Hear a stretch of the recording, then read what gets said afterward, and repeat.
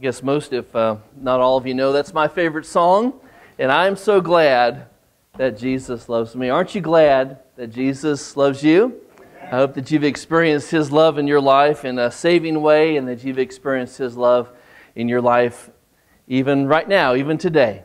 Take your Bibles, because this is God's love gift to us. And if you would turn with me in the book of 2 Samuel, we're in 2 Samuel chapter 13 this morning. So turn there with me if you would, please.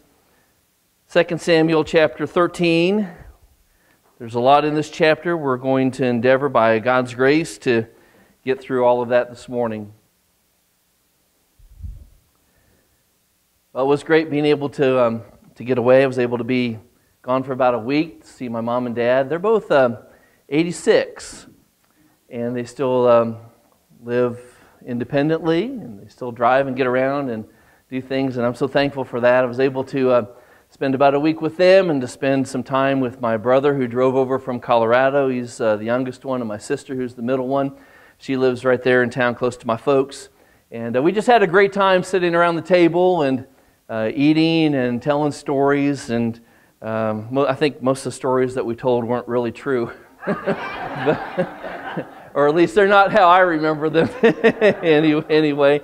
Some of the stories they told made them sound like I was really mean, and I don't remember growing up that way. But my brother and sister did tell me that they check us out on our videos sometimes, and so I'll give a shout out to my brother Mark and my sister Michelle, and thank them for checking that. And I hope that maybe we're reaching some other folks in our community through the videos that are posted week after week on our website. Well, some of the stories we were told were about vacations that we took as kids, and my mom grew up on a dairy farm in Minnesota, and so many times each summer we would go up to visit my uncles there on that dairy farm, and that was really a treat because I grew up in town, and so the farm was way different.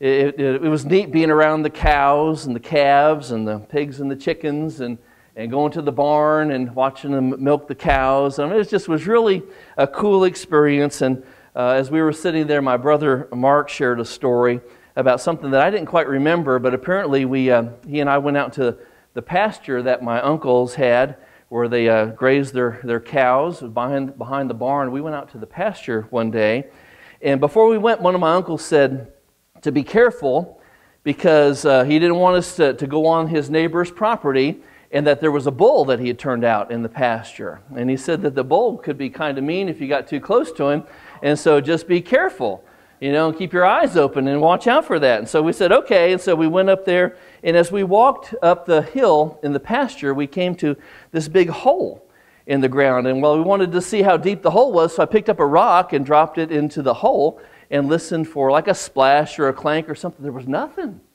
no sound at all. And so my brother, he picked up a rock, and he did the same thing. He dropped it in the hole, and we listened, and we didn't hear anything. And so we thought, well, let's do something different. We looked up further up the hill towards the top, and there was this great big rock up at the top of the hill. And so we decided, well, let's push that rock into the hole and see if it makes a sound. So we went up to the top of the hill, and both of us all together took all of our strength, and we pushed that rock down the hill and into the hole. And we listened for a sound. And we didn't hear a sound come from the hole, but we heard a sound come from up at the top of the hill. It sounded like it was coming from the other side of the hill. And it sounded like it was snorting and groaning and stomping. And we looked up and we thought, oh no, it's the bull. But when we looked up to the top of the hill, it wasn't the bull, it was a goat. And it was a great big goat. And this goat had long horns and had shaggy fur, and it had these two great big eyes, had this wild look on its face, and it was running right at us as fast as it could run. Well, we didn't know what to do, so we turned around and we started running the other way. And I looked back over my shoulder just in time to see that goat come upon that hole, and he jumped and he just fell right into the hole. And so we turned around, we were trying to catch our breath and huffing and puffing, and as we were standing there, this man came over the top of the hill, and he said, boys, have you seen a goat?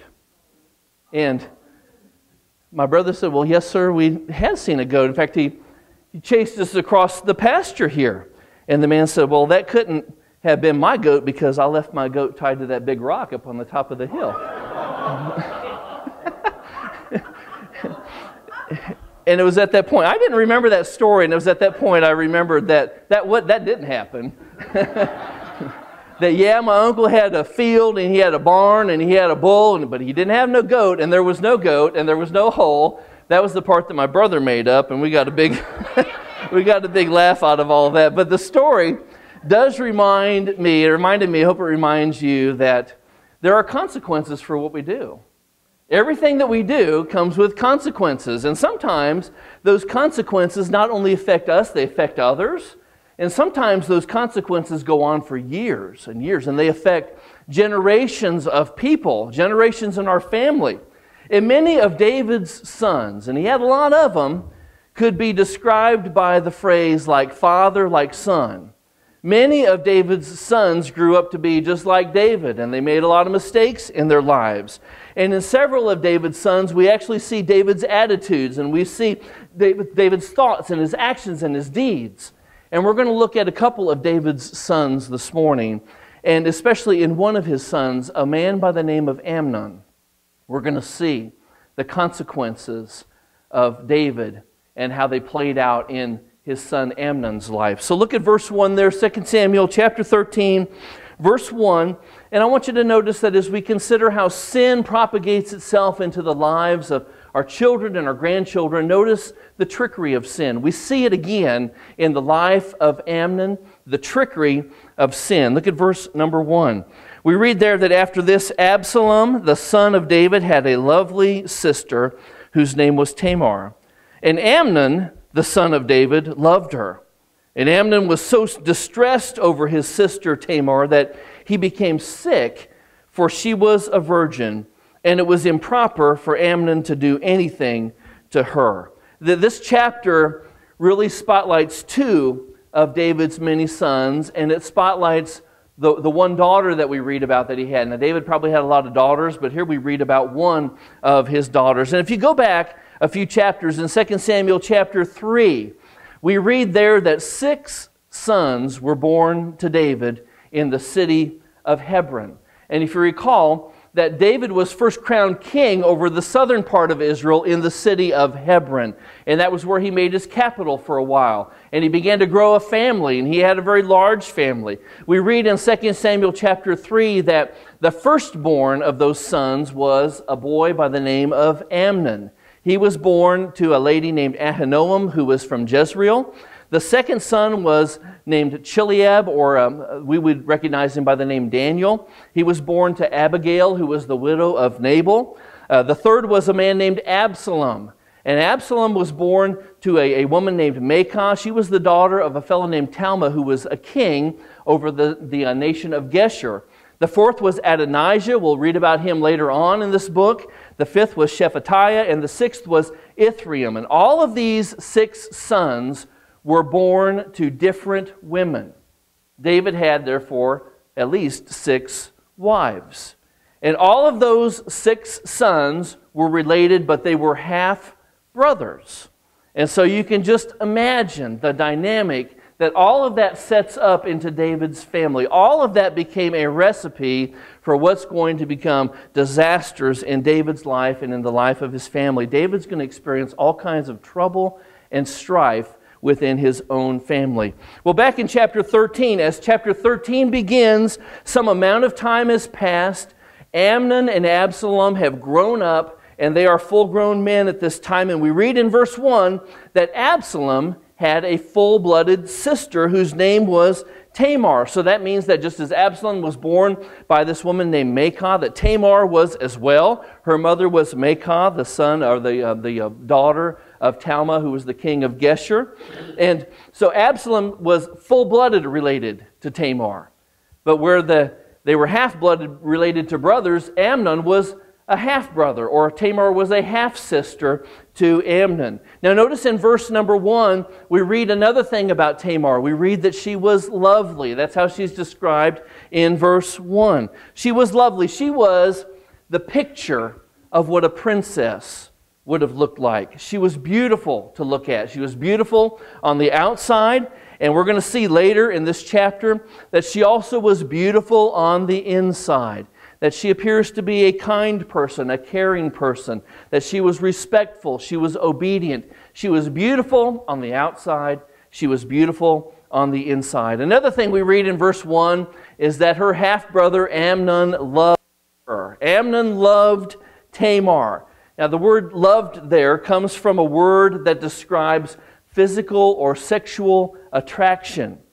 So we can conclude from that, and we'll see here later in this chapter, that Amnon really didn't love Tamar. Rather, he thought that he did, but he had only lust for Tamar. And folks, there's a difference between love and lust. And we're going to see what that difference makes in the lives and in the relationships that come about through people. Literally, Amnon was lovesick for Tamar. He was sick in love. We read in verse 2 how he was so distressed over Tamar that it made him sick. As Amnon thought about Tamar, he became literally physically ill. He got sick over that. Now you might think, well, why? Well, we read here in verse 2 that Tamar was a virgin. Now the word virgin comes from the word that means to be separated. So we would say that she was separated. She had been separated from sexual relationships. She was physically and sexually pure, but that's not what bothered Amnon. He wasn't bothered that she was a virgin. Amnon was sick because Tamar was his sister.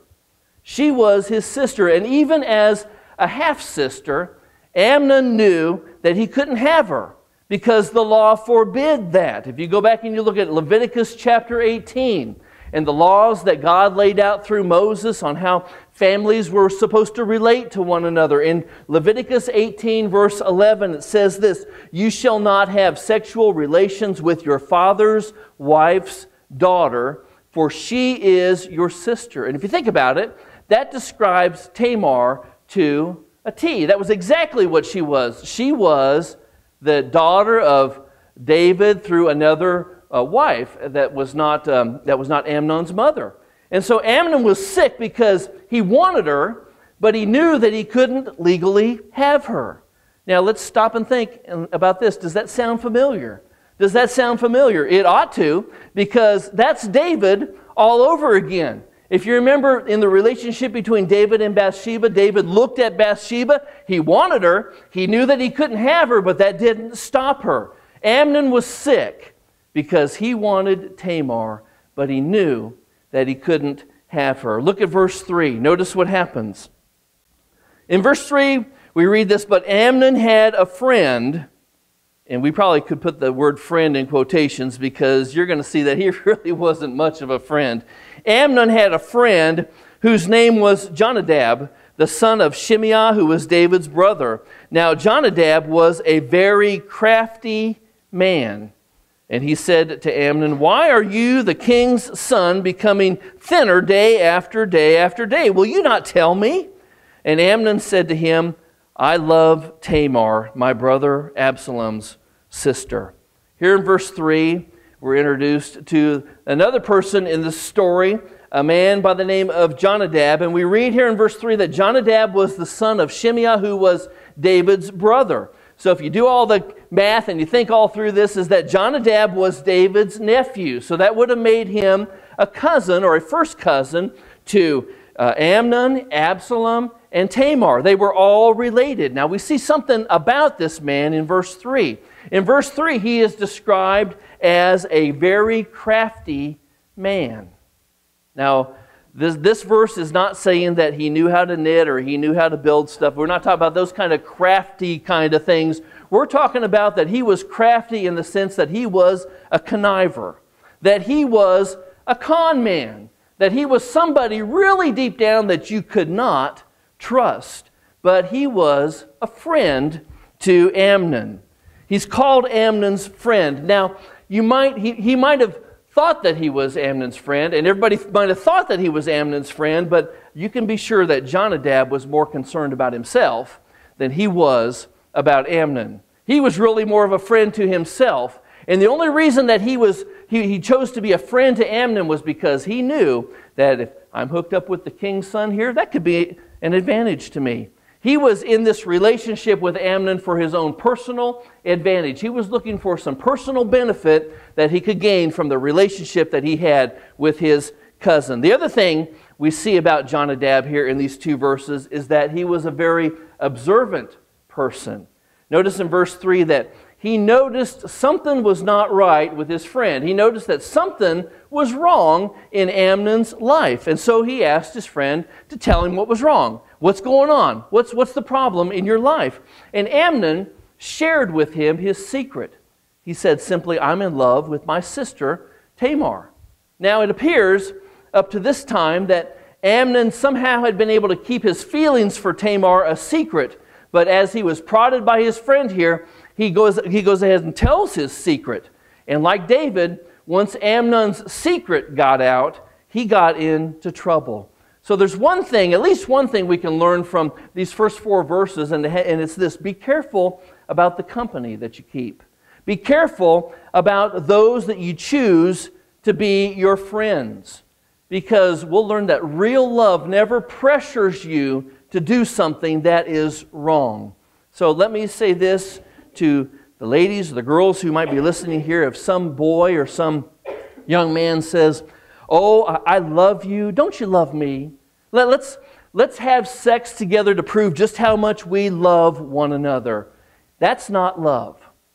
That would be called lust. It would be called selfishness. And a person like that would not be somebody you would want to spend the rest of your life with. That would not be a person that you would want to give your sexual purity to. Real love never pressures you to do something that is wrong. And real love always puts the interests of others before self.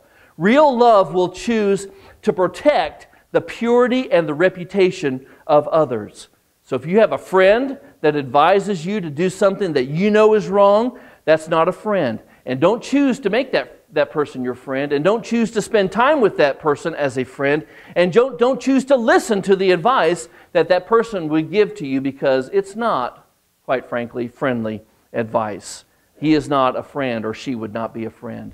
We see here in Amnon's life something very similar to David's life, and that is that sin is very tricky. The trickery of sin. But look at verse 5. Notice not only the trickery of sin, but notice the treachery of sin. That sin is very treacherous. In verse 5 we read this: so Jonadab said to Amnon, well, lie down on your bed and pretend to be ill.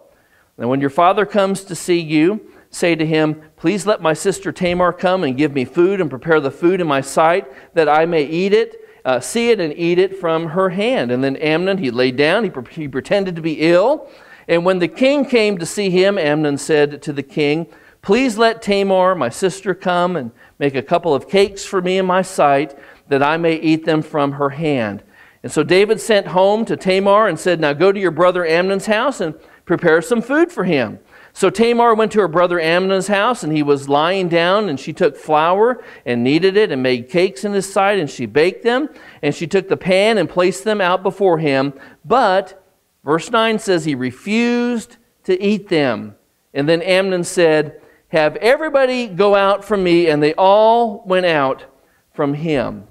Now notice that Jonadab was described as a crafty man, so you would naturally assume, or you would understand, that a crafty man would come up with a crafty plan. And that's exactly what he did. He came up with a crafty plan. And basically it goes like this: look, Amnon, if Tamar is making you sick, then be sick. And use it to your advantage. Use that to your benefit. Now, if you consider what went on in the palace, what went on within royalty, is that it would have been very unusual. It would have been maybe even improper for the royal family to be alone. They were always surrounded by servants. They were always surrounded by people who took care of them. And Amnon, as he pretends to be sick, he would naturally have more attention than normal. People would be all around him trying to take care of him. So Jonadab comes up with this clever scheme to get around all of that. His plan is to get Amnon and Tamar off to themselves. So he tells Amnon, just be sick. Pretend to be sick.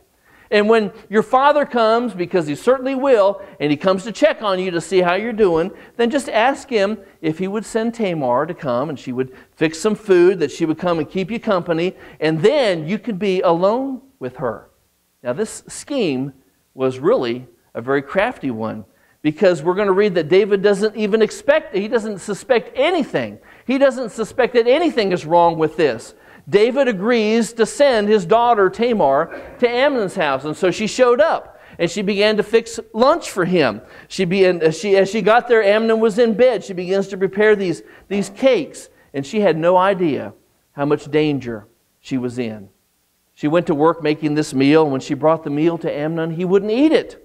He wouldn't eat it because he couldn't carry out his plan. His plan was to be alone with her, and there were people everywhere. There were servants all over the place. So we read in verse 9 that he ordered everybody to get out of his bedroom. Look at verse 10. Notice what happened. Then Amnon said to Tamar, "Bring the food here into my bedroom that I may eat them from your hand." And Tamar took the cakes which she had made, and she brought them to Amnon her brother in the bedroom. And now when she had brought them to him to eat, he took a hold of her, and he said to her, "Come lie with me, my sister." But she answered him, "No, my brother, do not force me, for no such thing should be done in Israel. Do not do this disgraceful thing. And where could I take my shame? And as for you, you would be like one of the fools in Israel. Now therefore, please speak to the king, for he will not withhold me from you." However, Amnon would not listen to her voice. So after the bedroom was cleared and after the doors were shut, Amnon launched his plan. He pounced upon her. He grabbed her by the arm. He told her what he wanted. He said, "Come lie with me." And it looks like Amnon thought, at least for a moment, that Tamar would agree to his request. But you can imagine how surprised he must have been, how disappointed he must have felt when she didn't, when she disagreed, when she turned him down. We see in verse 12, she said, "No." She said, "No, my brother, don't do this. This would be a terrible thing. Nothing like this should be done in our nation." Here we see that Tamar knew the difference between right and wrong. She understood that. She understood that sex outside of marriage was wrong. And she knew that in this particular instance that sex between a brother and a sister was certainly wrong. And she understood not only the difference between right and wrong, but Tamar understood the meaning of the word no. She knew what the word no meant, and she realized that if this was to happen, there would be long-term consequences that she would face, that Amnon would face, that the whole nation of Israel would be affected by. So she said, "No, such a thing should never be done in the nation of Israel." But what Amnon wanted, it wasn't right. It wasn't morally right. It wasn't socially acceptable. If this happened, Tamar would be shamed. People would look down upon her, especially since she was the daughter of the king. And here we see that Tamar valued her reputation. She valued her sexual purity. And she knew that if this was to happen, all of that would be ruined. It would be ruined, and she would never be able to get it back. Now, another thing we see here is that Amnon wasn't used to hearing the word no. He wasn't used to being told no. And he didn't care about what Tamar wanted. He didn't care about her purity. He didn't care about her reputation. He loved himself. And the only thing that he cared about was his lustful desires, his wants, his wishes. And so even though Tamar suggested that Amnon go and ask the king for permission to marry him, even though that was wrong, Amnon refused. Why did he refuse? He refused because that would have taken time. And he wanted Tamar now. He didn't want to wait until later. He wanted her now. That's how treacherous sin is. And this incident between Amnon and Tamar is something that happens every day in our society. It's all too common an occurrence in our world today. Why is that? Well, the reason is because people are selfish. People are inherently selfish. And there are many people today who are not used to hearing the word no. There are many people today who grew up never being told the word no. And folks, many men in our world today don't care about the purity and the reputation of women. All they care about is themselves. So girls, be on your guard. Be on your guard. Do everything that you can to protect your purity. Do everything that you can to protect your reputation, because it takes a lifetime to build a reputation, but it only takes a moment to destroy a reputation. It only takes a moment to destroy your purity. Girls, be on your guard. And parents, grandparents, great-grandparents, teach your children, teach your grandchildren, teach your great-grandchildren the importance of being sexually pure. Teach them the importance of having a good reputation. Teach them the importance of having respect for one another. Help your children and your grandchildren and your great-grandchildren to remain sexually pure. Help them. Teach them the real meaning of the word love. Love is different from lust. Help them to know what that word love really means. Model for your children and your grandchildren what it means to have a real love relationship with a person of the opposite sex. That's the only way that our children and our grandchildren are going to learn, is if they're taught and if they see it. There's the trickery of sin, the treachery of sin. I want you to notice here in these final verses of this chapter the tragedy of sin. Look at verse 15. Here's what happened. Verse 14, we see that Amnon forced her onto his bed. He laid with her. And then verse 15, Amnon hated her exceedingly, so that the hatred with which he hated her was greater than the love with which he had loved her. And Amnon said to Tamar, "Arise and be gone." And so Tamar said to him, "No, indeed, this evil of sending me away is worse than the other that you did to me." But Amnon wouldn't listen. And then he called his servant who attended him, and he said, "Here, put this woman out away from me and bolt the door behind her." This, folks, is the tragedy of sin. This is especially the tragedy of sexual sin. Amnon wanted Tamar, but after he had taken her, after he had stolen her purity, after he had stolen her reputation, Amnon's love, we read in verse 15, turned to hatred. And we read that he hated her exceedingly. And it's described there that he hated her even more than what he thought he loved her. This is what happened. Before this, Amnon was so in love with her that he was literally physically sick. He couldn't live without her.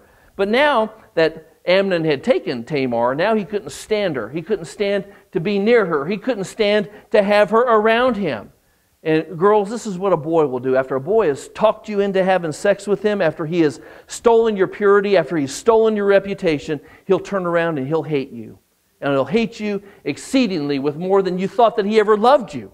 You'll become like an old, worn-out, used toy to him. He'll see you as cheap. He's going to treat you with contempt. And in many cases, these are the kind of things that we see about on programs like 48 Hours. This hatred will turn to revenge, and it will turn even to death and to murder. This is the tragedy that happens with sin, and this is the tragedy that happened in Amnon. He turned around and hated Tamar. But it didn't stop there. Notice in verse 18, the other tragedy was the humiliation that Tamar felt. In verse 18 we read, "Now Tamar had a robe. She was wearing it. It was a robe of many colors, for the king's virgin daughters wore such apparel.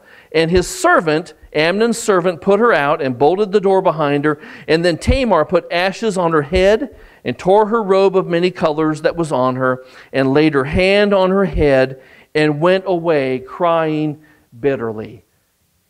Here we see that Tamar experienced exactly what she predicted would happen and what she told Amnon would happen if he did this to her. She experienced shame. She experienced humiliation in front of all the other servants as she was thrown out of Amnon's house. But worse than that, Tamar began to look at her own life, and she viewed her own life as being good as over. She saw herself as nothing but good as dead. And here we see how she displayed that. We see that she tore her robe of many colors. That robe identified her as a virgin daughter of the king. She realized that was no longer true. She was no longer a virgin. That had been taken from her. That part of her life was gone. It had been destroyed. Secondly, we see that she had put ashes on her head. Those were a sign of mourning as she thought about what her life had become, what it could have been, and now what it was. Thirdly, we see that she put her hand on her head. That was a symbol of being rejected. And then fourthly, we see that she wept bitterly. She cried. Why did she cry? She cried because she knew that her life would never be the same. It would never be the same. And premarital sex may seem right at the time, but by the time when it's over, you'll feel like Tamar did. You'll feel bad because you'll realize you can never get back what you lost in that moment. You'll feel cheap. You'll wish that you'd never done it. And so it kind of brings the question to our mind, well, what should you do if that's ever happened to you? What should you do if you've ever been sexually assaulted? What should you do if you've ever engaged in premarital sex? Is your life really over like Tamar thought her life was over? And the answer to that would certainly be no. Your life's not over. Because to say that your life is over would say that God's grace is not sufficient. You're never beyond reach of God and His grace. God's grace is always greater than our sin. That's where the song Marvelous Grace of Our Loving Lord came from. Grace that is greater than any of our sin. What happened to Tamar was terrible. But here she concluded that her life was over. But in reality, if Tamar had stopped and thought all she had to do was go to the Lord and to ask God to restore her, she would not have got her purity back. But God would have restored her. He would have restored her by His grace. And you know, sometimes, in fact, many times, I think we are our own worst critics. But many times we judge ourselves harshly. And if you've ever been a victim of a sexual crime, then the first step is to choose to forgive yourself. Forgive yourself. And then go to the Lord and ask God to help you to forgive that person, because forgiving others is integral to you experiencing forgiveness and restoration in your life. If you've ever engaged in premarital sex or extramarital sex, ask God to forgive you. And then ask God to help you to forgive yourself, because that's the only way that you'll really experience being restored into fellowship with the Lord. And then after that happens, then ask God to, by His grace, to help you to live a life of purity from this point on, that you would be able to live a life that's pure and holy, just like He would want you to live. Well, here we see how the tragedy of how sin affected Amnon, how it affected Tamar. It didn't stop there. Look at verse number 21. This sin affected David. But when David, we read in verse 21, heard of all of these things, notice what happened. He was very angry. When David heard what happened to Tamar, he became angry. He was angry. But notice something very important. He was angry, but he didn't do anything. He didn't do anything. David didn't go to his son Amnon and confront him with his sin, like David had been confronted so many years ago by his friend Nathan. David didn't go to his daughter and console her about what had happened. He didn't try to make things right. And why would you think that David, a man after God's own heart, would choose to behave this way? Well, maybe David saw a lot of himself in Amnon. Maybe he saw too much of himself in Amnon. Maybe David in some way felt responsible for what had happened, because we don't see any evidence that David ever disciplined his sons. Maybe he thought, if I had just been a better dad, if I had just done different things differently, maybe Amnon would have grown up to be a different person, and maybe this would have never happened at all. David became angry, but he didn't do anything. But then notice something else that happened in this event. Verse 22. Verse 22, we see here that Absalom spoke to his brother Amnon, neither good nor bad, for Absalom hated Amnon because he had forced his sister Tamar. Amnon hated Tamar, and now Absalom has hatred for his brother Amnon. He hated Amnon because of what he did to his sister Tamar. And we're going to see here as this story unfolds that Absalom never gets over his anger. He never gets over his hatred for his brother. And eventually Absalom's hatred will become revenge, which will turn into murder. Remember back what David said to Nathan when he was confronted with his sin? Back in chapter 12, David said, in response to that story about the lamb and the two men, he said, the man who did that thing should have to repay fourfold. Do you remember that? He prophesied that this person would have to pay back 4 times for what he did. Consider what's happened to David already. We know that David lost that baby. God took that baby as a result of this. And here, first fold, second fold, is that David, now his daughter, he has to watch his daughter live in grief because of what happened to her. But he said it would be fourfold. We're going to see that it's not over for David. David is just beginning to experience the grief of the sin that he committed, And in that moment of passion with Bathsheba, those consequences continued to go on and on and on in his life, and even down through his children and into his grandchildren. We're going to see, as you look at the whole genealogy of David, that David's family was always in trouble. His family was always fighting. There was always violence in David's family. That was the result, long term, of David's sin with Bathsheba. You know, the tragedy of sin is that it hurts so many people. It hurts not only yourself, but it hurts others. Others are affected by the consequences of what we choose to do or what we choose not to do. But the real tragedy of sin is what it does in your relationship with God. Because you see, we all were born as sinners. And we all were born separated from God. We all were born dead in our trespasses and sins. The tragedy of sin is that it's caused us to be born dead people. We're dead spiritually. And the Bible says that there is no one who is righteous. There's not a single person who is good, because all of us have sinned and fallen short of the glory of God. In Isaiah chapter 59, Isaiah writes that your iniquities have separated you from God, and your sins have hidden God's face from you so that He will not hear. In Romans 6, chapter 6, verse 23, that we read, while the wages of sin, or the payment of sin, is death. In Isaiah chapter 59, he writes to us that the Lord's hand is not too short that He cannot save us, or that His ear is not too heavy that He cannot hear us. Because while the wages of sin is death, the Bible says that the God's gift to us is eternal life through faith in the Lord Jesus Christ. Because God so loved the world that He gave us His only begotten Son, that whoever would believe in the Lord Jesus, have faith in the Lord Jesus, would not perish, but would receive and have and experience everlasting life. How does that happen? The Bible says that we are saved by God's grace through faith. We're not saved by our works. We're not saved by our connections with other people. We're not saved by where we live or what we do. We are saved simply by God's grace through faith in the Lord Jesus Christ. No other way. Jesus is the only way. Faith in Him is the only way to get to God. Jesus said, I'm the way, I'm the truth, I'm the life. And no one can come to the Father except through me, through faith in Jesus. Has that ever happened to you? How does it happen? The Bible simply says that if you confess with your mouth that Jesus is Lord, and you believe in your heart that God raised Jesus from the dead, that you'll be saved. Because everyone who calls on the name of the Lord will be saved. That's a promise. That's a promise. It sounds real simple, but it's the most difficult thing that you'll ever have to do. Because in saying that Jesus is Lord is to declare that I am not Lord. In saying that Jesus is Lord is to say that, Lord, you are in control and I am not in control. And every person loves to be in control, but the reality is that none of us are in control. None of us are in control. But if you'll just give control of your life to God and allow Him to change your life, He'll do it. If you surrender your life to Him, the Apostle Paul writes that if anyone is in Christ, he is a new creature. The old is gone, the old passes away, and behold, all things become new.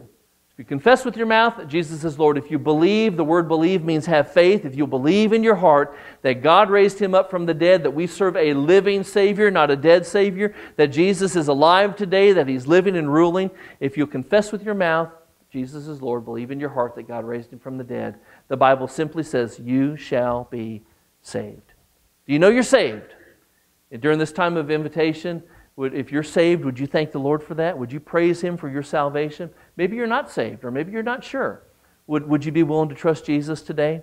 Would you be willing to follow Him? Would you be willing to follow Him publicly and to declare publicly that He is your Lord and your Savior?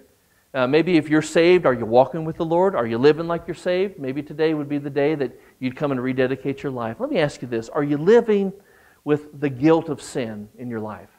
Or maybe you're living and you're trapped in sin. Maybe you're in bondage to sin. Maybe today would be the day that you would just simply come to the Lord's throne of grace and to say, Lord, I'm tired of being a slave to this sin, whatever it is. I give it to you. Please forgive me and empower me to live and to walk in holiness and righteousness. If you're living in guilt over something that's happened in the past, would you come to that same throne of grace and say, Lord, take away my guilt and help me to trust you with that. Would you be willing to do that this morning? We're going to have a time of invitation. It's just going to be real simple. We're just going to ask Charlotte and Beth to play, and we're just going to have just a time of quiet and a time of reflection, a time of prayer, And this would be a time for you to make decisions for the Lord today, and for you to make your decision public, if that would be so. So let's pray first as our musicians come. Let's pray and ask the Lord that He would help us now.